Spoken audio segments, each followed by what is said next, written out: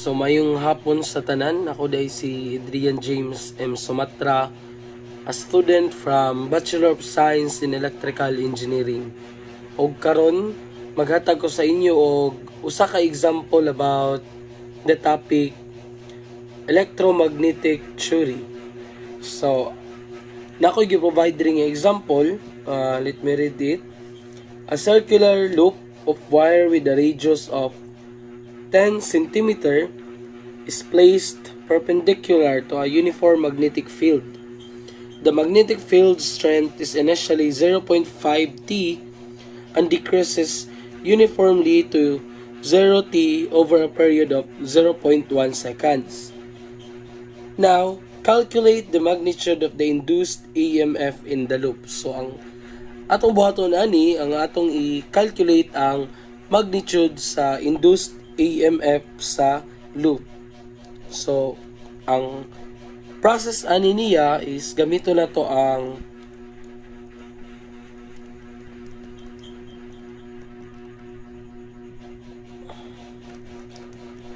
atong gamiton ang Faraday's law. So, ang formula di ani niya is E is equal to negative N times delta phi divide delta T. So, mao ni atong gamiton para makakuha nato ang iyahang magnitude of the induced EMF in the loop. Okay? So, but before that, atong unahon is ang ato sa anay i-calculate ang initial phi. So, to calculate initial phi, gamito na to ang formula nga phi initial is equal to B, which is the magnetic field, multiplied by A, which is the area of the loop. So, first step, Q initial is equal to B times A. So, ang atong magnetic field is 0.5 T, which is kini. Ato din siyang i-multiply sa area of the loop. Okay, ang atong area of the loop is phi times ang radius, which is 10 cm. Pero ato siyang i-convert into meters. So, 10 cm to meter is equal to 0.1 meter squared. So, para makuha na to ang initial phi niya, ato ni siyang i-calculate. 0.5 times pi times 0.1 raised to the power of 2.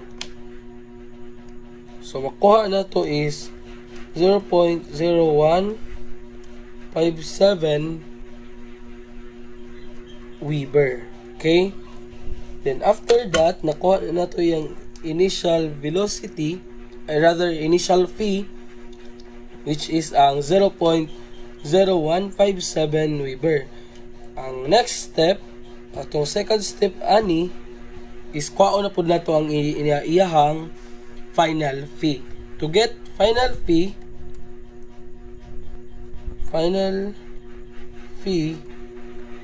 ato na po siyang isolve. Pero according sa iyahang example problem nga the magnetic field strength is initially 0.5 T. So mao ni ato ang initial kini. And decreases uniformly to 0 T over a period of 0.1 seconds. So it is already given nga ang atong final phi is 0 Weber. Tungod kay ka-decrease man iyahang field to 0 T. Okay? So, nanatay final phi. ang atong next step na pud ana atong minusan si final fee minus initial fee. So third step is fee final minus fee initial. So ang atong buhaton ana is mao din ni siya ang atong delta fee. So ato isulat ang atong fee final is 0 Weber minus atong Q initial is 0.0157 Weber. So to get the answer, ato siyang i-minus 0 Weber minus 0.0157 Weber, ay mo siyang negative 0.0157 Weber. So mao na ni angat sa ato ang third step. Mao ni siya ang ato ang delta fee. So after that, maka come up na rin ta sa ato ang excuse me, magka-come up na rin ta sa atong final answer o gamito na to ang formula sa atong Faraday's law, which is the E is equal to negative N times delta phi divide delta T. So ang atong N is 1. Okay? Then ang atong delta phi morning 0.0157 Weber divide sa ato ang delta T, which is the 0.1 seconds as being mentioned sa atong problem nga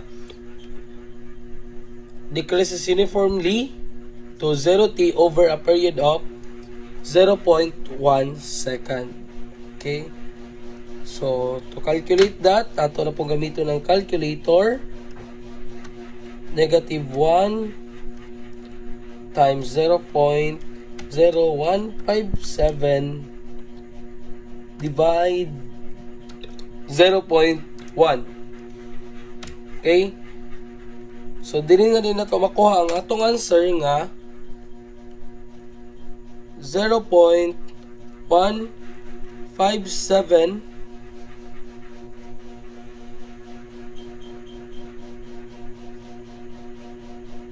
volts. Okay, so sorry, nakalimtan ako ang negative sign sa ato ang pag-calculate sa atong final answer. So dili na to makam up, ang atong answer is 0.157 volts. Mao na ni siya ang induced EMF, ang magnitude induced EMF sa atong loop.